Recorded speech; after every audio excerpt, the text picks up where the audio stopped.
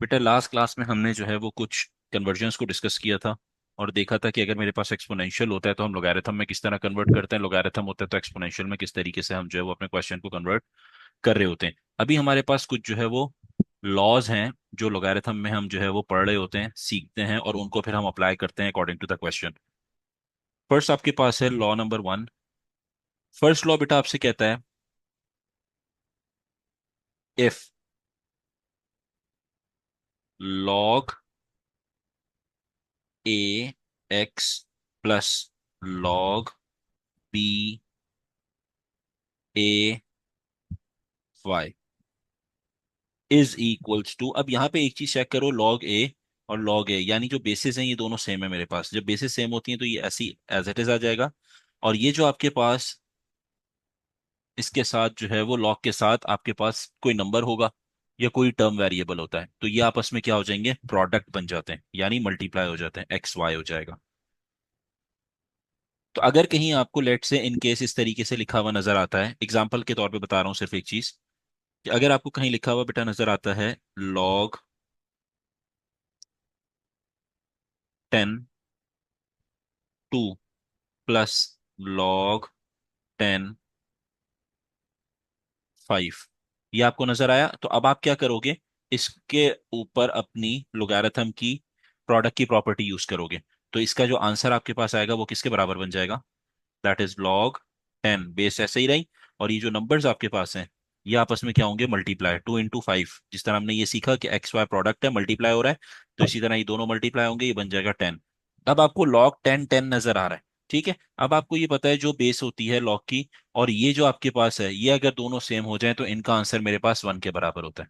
ये ऑलरेडी हम सीख चुके हैं कि अगर मेरे पास यहाँ पे जो है वो ये वाला एक्सपोनेंशियल है क्योंकि इसकी पावर 1 है तो वी कैन से कि ये मेरे पास जो है वो आपके पास सेम बेस और ये जो आपके पास नंबर है ये अगर मेरे पास सेम हो जाता है तो हम क्या कहते हैं कि दोनों ये पूरा जो है वो 1 के बराबर है। और इसको रीड आउट किस तरह करते हैं, this is basically the exponential form. Exponential क्यों है, क्योंकि ये 10 टू द पावर 1 कुछ नहीं होता तो 1 होती है आपके पास पावर, सही है। तो अगर और हमें दूसरी चीज ये पता है कि एक्सपोनेंशियल और लोगारिथम एक दूसरे के क्या होते हैं, एंटी होते हैं, सही है। तो इसीलिए अगर मेरे पास यहाँ पे एक्सपोनेंशियल और लोगारिथम दोनों की बेस मेरे पास यहाँ पे सेम है, बेस 10 है और एक्सपोनेंशियल की जो आपके पास बेस है ये भी 10 है, दोनों अगर बेसिस मेरे पास सेम होती हैं तो इसका जो फाइनल आंसर आता है वो आपके पास किसके बराबर आता है, 1 के बराबर आता है। तो फाइनल आंसर क्या हो गया बेटा इसका, 1 हो गया। ठीक है, इस तरीके से हम क्वेश्चन को सॉल्व कर रहे होते हैं। अब आता है आपके पास second, log a x minus log A Y. इसका जो रूल है वो क्या है, अगर हमारे पास दो लोगारिथम फंक्शन के बीच में आपके पास जो है वो नेगेटिव साइन हो तो आप क्या करोगे, इसको डिवीजन फॉर्म में लिख दोगे। एडिशन होता है तो हम क्या लिखते हैं, मल्टीप्लिकेशन प्रोडक्ट बन जाता है, और डिवीजन होता है तो क्या बन जाएगा, सब्ट्रैक्शन होगा तो बेटा डिवीजन बन जाएगा, लाइक दिस। और हमेशा आपके पास नेगेटिव साइन से जो पहले वाली टर्म होती है वो हमेशा न्यूमरेटर में जाता है और नेगेटिव साइन के बाद वाली हमेशा डिनोमिनेटर में आती है, ये याद रखना है, इसमें गलती नहीं करना, y/x नहीं लिख देना तो काम खराब हो जाएगा यहाँ पे। ठीक है बेटा, उसके बाद आपके पास थर्ड है। अब इसकी एग्जांपल आप कैसे ले लेते हो, लेट से आपसे ही कहा जाता है log 5 15 माइनस log 5 5। ये किस तरह सॉल्व होगा, log 5 आप ऐसे ही लिखोगे, सही है, बेस के साथ लॉग लिख दिया। उसके बाद जो आपके पास नंबर्स हैं वो आपके पास क्या हो जाएंगे, 15 और 5। अब ये फर्दर सिंप्लीफाई हो सकता है, नंबर कैंसिलेशन इसकी हो सकती है, तो हो जाएगा log 5 और 5 1 एंड 5 3। आपके पास जो फाइनल आंसर है दैट इज log 5 3 जो है वो आपके पास फाइनल आंसर आ जाएगा। प्रॉपर्टी नंबर 3 जो है वो आपके पास क्या है, अगर मेरे पास log a x⁻के है।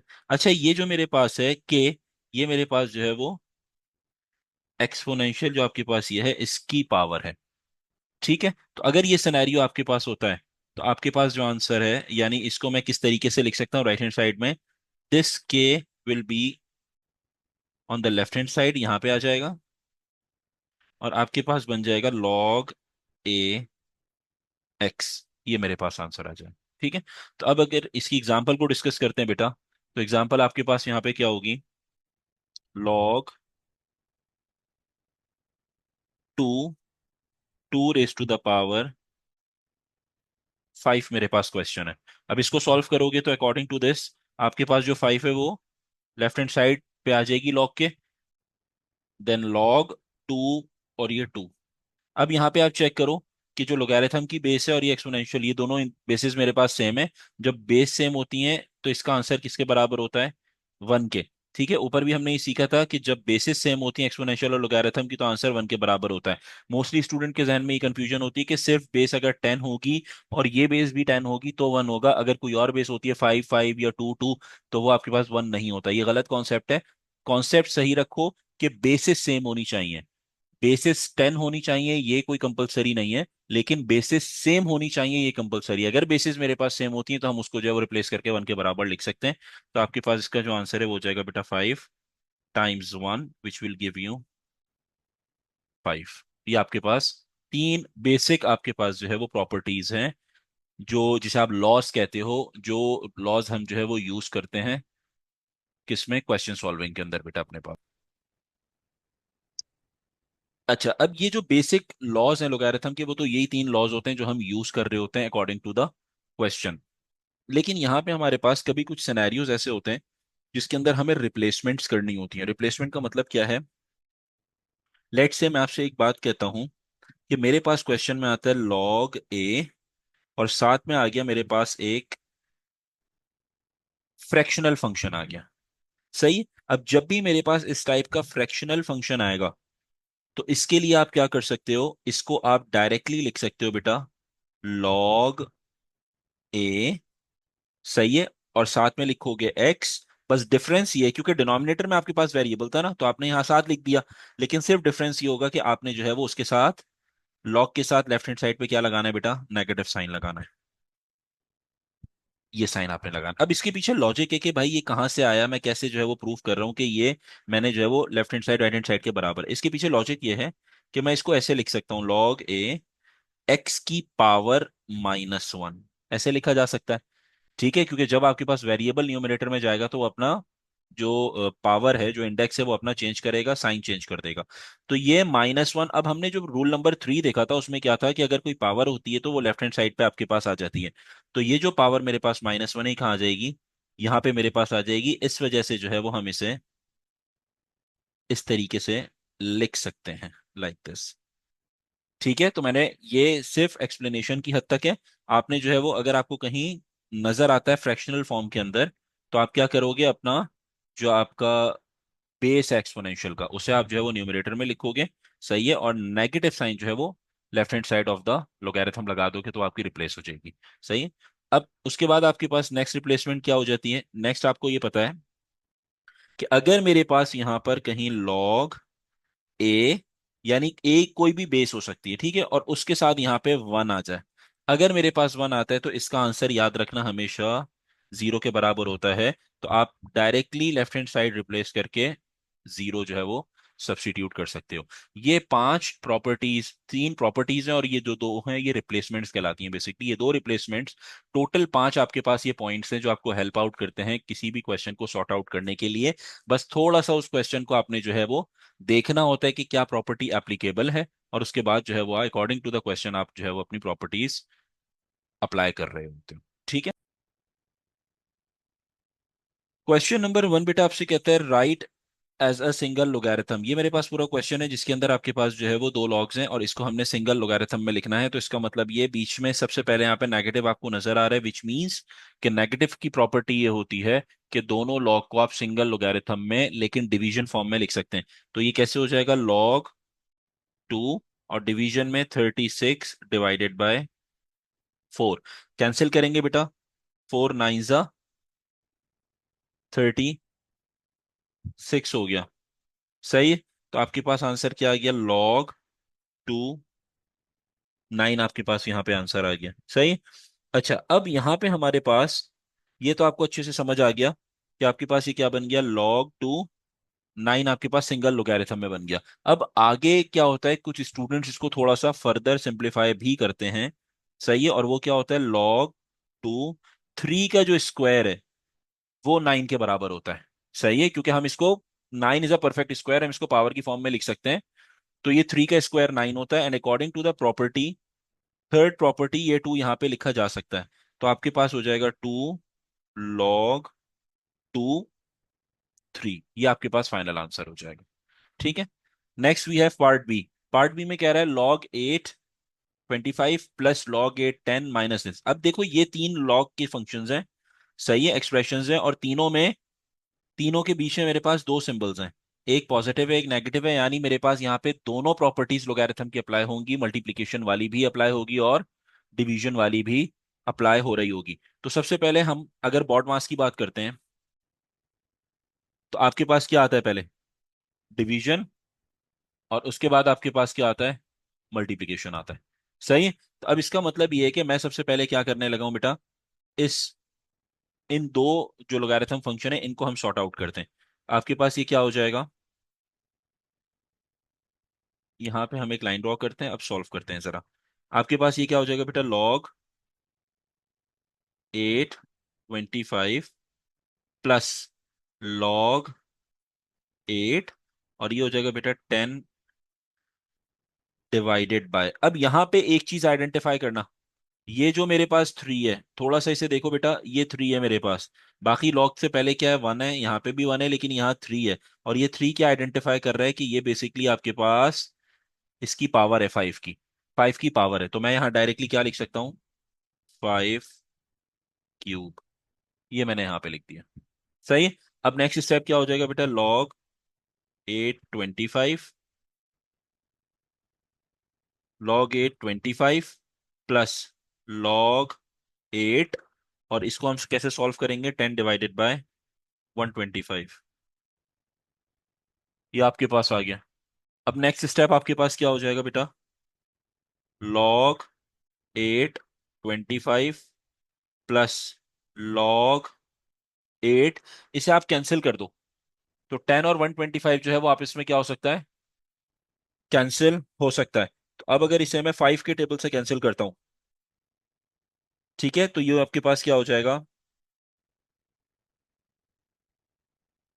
अच्छा, ये आपके पास बेटा 2 डिवाइडेड बाय 25 आपके पास आ गया, 5 के टेबल से करोगे, 5 2 10, 5 25 जो है वो 125 आपके पास हो जाएगा। तो आपके पास सिंपल क्या आ गया, यहाँ पे 2/25 आ गया। अब आपने क्या करना है, यहाँ पे आपने आइडेंटिफाई कर लिया भाई, इससे ज्यादा मैं इसे फर्दर सिंप्लीफाई नहीं कर सकता।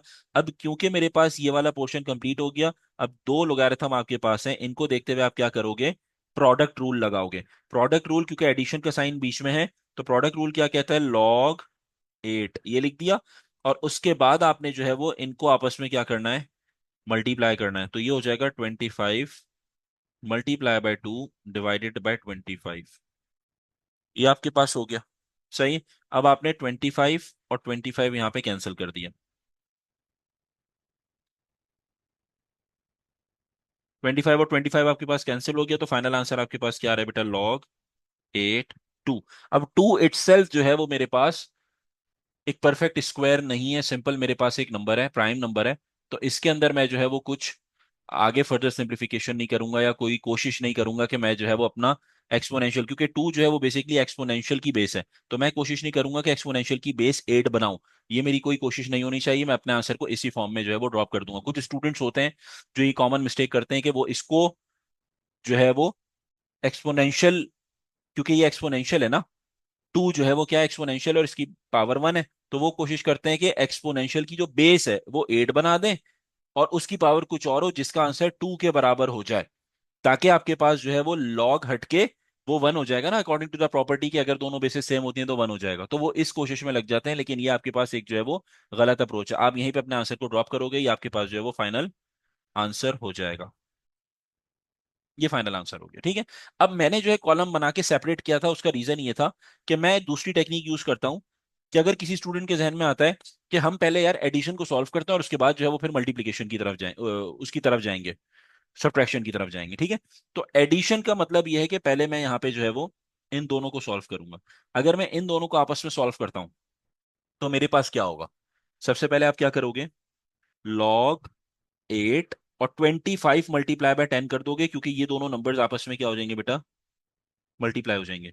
तो ये हो जाएगा 25 मल्टीप्लाई बाय 10, ये हो गया। बाकी -3 log 8 की पावर 5, 8, और फिर आपके पास एक्सपोनेंशियल की जो बेस है 5, वो एज इट इज आ गया। अब आपने क्या लिखा बेटा, log 8 250, ये हो गया। माइनस, अब ये जो आपके पास 3 था बेटा, ये इसकी पावर है 5 की, ये इधर जाके 5 क्यूब हो जाएगा। तो ये बन जाएगा आपके पास log 8 और 5 पावर 3 आपके पास यहाँ पे बन गया। अब नेक्स्ट स्टेप क्या हो जाएगा, डिवीजन रूल। डिवीजन रूल क्या कहता है, log 8, तो 250 डिवाइडेड बाय 5 का क्यूब, आपके पास 5 का क्यूब क्या होता है, 125। अब आप इसको कैंसिल करोगे तो हो जाएगा बेटा 125 2, ये 250 होता है। तो आपके पास आंसर क्या आ गया, log 8 2 आपके पास फाइनल आंसर आ गया। तो आप ये चेक कर सकते हो कि दोनों केसेस में आपके पास आंसर जो है वो क्या है, सेम है। लेकिन अप्रोच क्या होनी चाहिए, अगर हम बॉड मास को देखते हैं तो पहले हमेशा डिवीजन अप्लाई किया जाता है और उसके बाद फिर हम मल्टीप्लीकेशन पे जाते हैं। ये आपकी जो है वो करेक्ट अप्रोच है। ठीक है बेटा। अच्छा, अब आपके पास आते हैं पार्ट सी पे। पार्ट सी में आपसे कहता है log 2 log 10 2। तो सबसे पहले तो ये चीज ध्यान में रखो कि यहां से आपने जो है वो अपने 2 को इसकी पावर बनाना है, ये इसकी पावर बनेगा, इसकी आपके पास इस 2 की जो है वो पावर बन जाएगा। तो ये हो जाएगा बेटा log 10 2 स्क्वायर, ये बन गया। माइनस, अब ब्रैकेट इन्होंने दिया है, अब ब्रैकेट का मतलब क्या है इसे जरा समझना। ब्रैकेट का मतलब ये है कि you have to solve this one first. अब आपके पास कोई ऑप्शन नहीं है कि मैं पहले इन दोनों को सॉल्व कर लूं, क्योंकि हमेशा अकॉर्डिंग टू बॉड मास हमेशा जो है वो पहले ब्रैकेट सॉल्व होता है, तो ब्रैकेट को ही पहले सॉल्व करना है। तो ब्रैकेट के हिसाब से जो रूल है वो क्या है, आपके पास एडिशन बीच में साइन है, यहाँ पे एडिशन है। और एडिशन क्या कहता है, आप इसको जो है वो प्रोडक्ट में लिख सकते हो। तो ये हो जाएगा log 10 और 5 × 8, ये प्रोडक्ट बन जाएगा आपके पास। तो आपके पास हो जाएगा बेटा log 10 और 2 का स्क्वायर क्या हो जाएगा 4, माइनस log 10, 8 × 5 इज 40, ये मेरे पास हो गया, 8 5 40 हो गया। ठीक है। अब हमारे पास क्योंकि नेगेटिव साइन है, तो मैं क्या करूंगा, यहाँ पे डिवीजन का रूल अप्लाई करूंगा। डिवीजन क्या कहता है कि सिंगल फॉर्म में आप कैसे लिखोगे, log 10 और उसके बाद नेगेटिव साइन से जो पहले आपके पास नंबर है, ये जो बेस है, ये आपके पास न्यूमरेटर में आएगी और ये वाली जो है वो डिनोमिनेटर में आएगी। So it will be 4 divided by 40। ये आपके पास हो जाएगा। सही। अब आप इसे फर्दर सॉल्व करोगे, क्या बनेगा, ये log 10 4 डिवाइडेड बाय 40 जो है वो कैंसिल हो जाएगा। तो 4 1 और 4 10, ये आपके पास हो गया। अब हमारे पास यहाँ पे क्या बन गया, log 10 और 1/10। अब मैंने एक रिप्लेसमेंट बताई थी कि अगर मेरे पास न्यूमरेटर में जो है वो 1 हो और डिनोमिनेटर में कोई नंबर हो, तो आप उसे कैसे लिख सकते हो, आप उसे जो है वो इसको आप ऊपर लेके जाओगे, और क्योंकि ये फ्रैक्शनल फॉर्म में है और न्यूमरेटर में 1 है, तो आप साथ में यहाँ नेगेटिव साइन लगा दोगे। ये हमने रिप्लेसमेंट देखी थी अभी थोड़ी देर पहले। तो ये आपके पास log 10 1/10, ये किसके बराबर हो जाएगा, -log 10 10 के बराबर हो जाएगा। ठीक है। अब रूल क्या है, रूल ये है कि हमारे पास अगर बेस ऑफ द लोगारिथम और एक्सपोनेंशियल की बेस अगर सेम हो तो ये मेरे पास 1 के बराबर होता है। तो final answer negative sign will be written as it is, और ये जो है वो पूरा रिप्लेस हो जाएगा, ये पूरा जो है वो किससे रिप्लेस हो जाएगा, 1 से रिप्लेस हो जाएगा। फाइनल आंसर बेटा आपके पास क्या आ गया, -1, ये आंसर हो जाएगा आपके पास।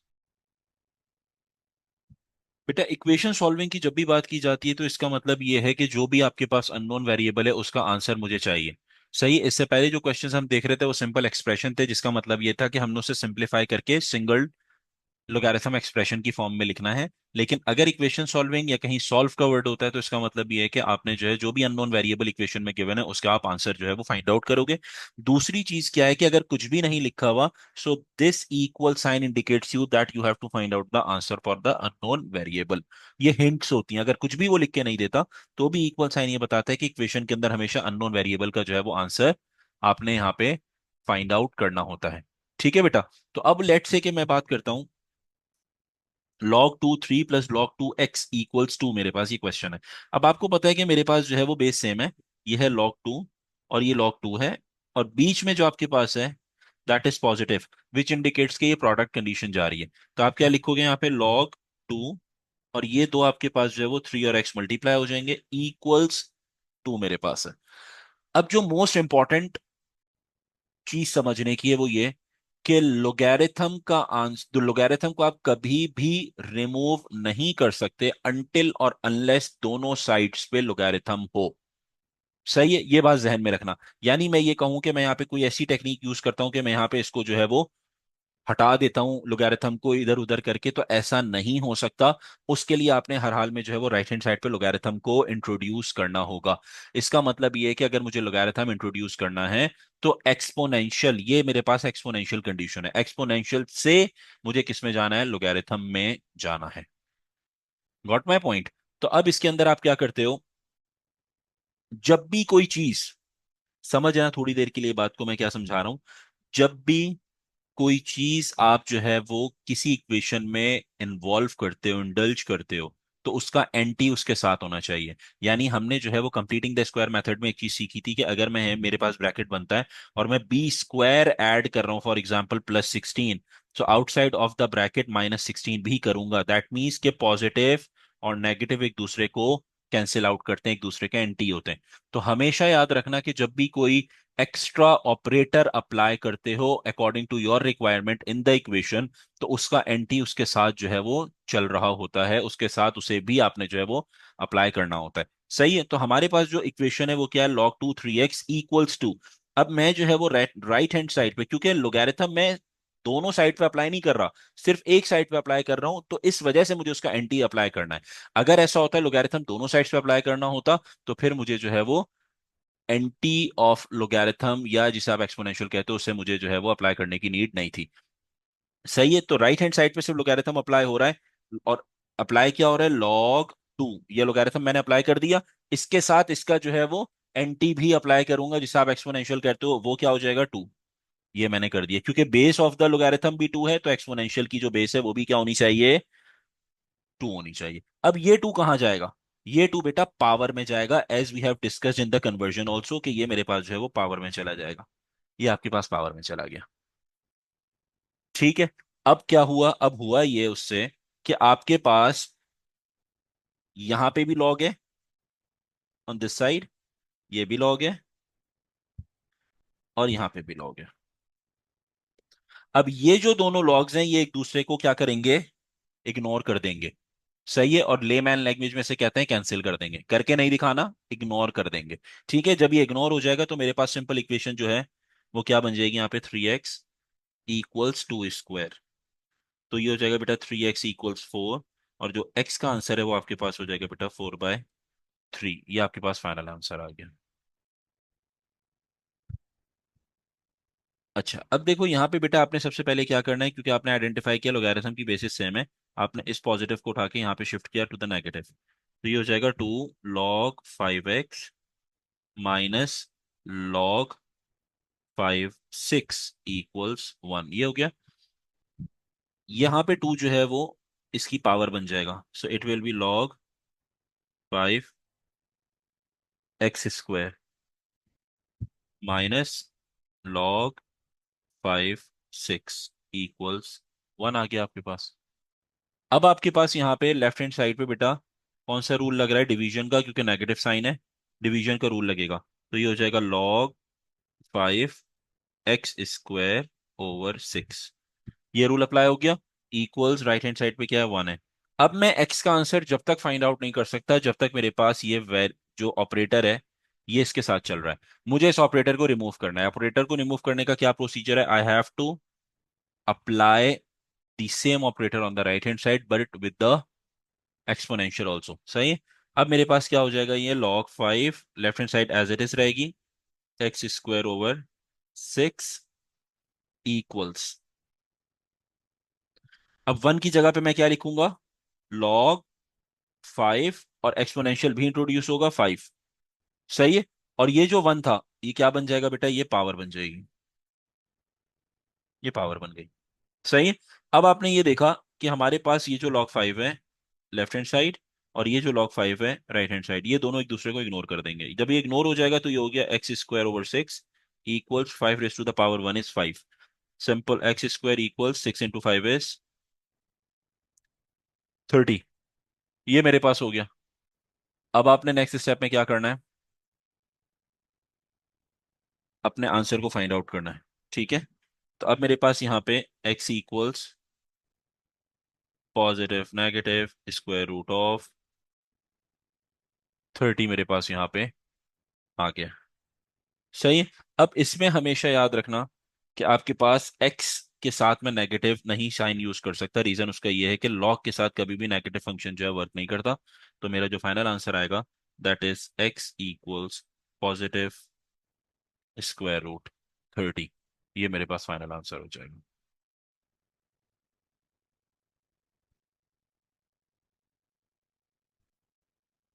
अब यहाँ पे बेटा इस क्वेश्चन के अंदर फर्स्ट ऑफ ऑल आपने क्या करना है, ये जो आपके पास पॉजिटिव है इसको आप शिफ्ट कर दो नेगेटिव पे, ताकि इसे फर्दर सिंप्लीफाई कर सकें। ये हो जाएगा log 3x + 1 -2 log 3x - 1 equals 1 आपके पास हो गया। ये जो 2 है बेटा ये इसकी क्या बन जाएगा, पावर बन जाएगा x - 1 की। तो ये हो जाएगा आपके पास log 3x + 1 -log 3x - 1 square equals 1।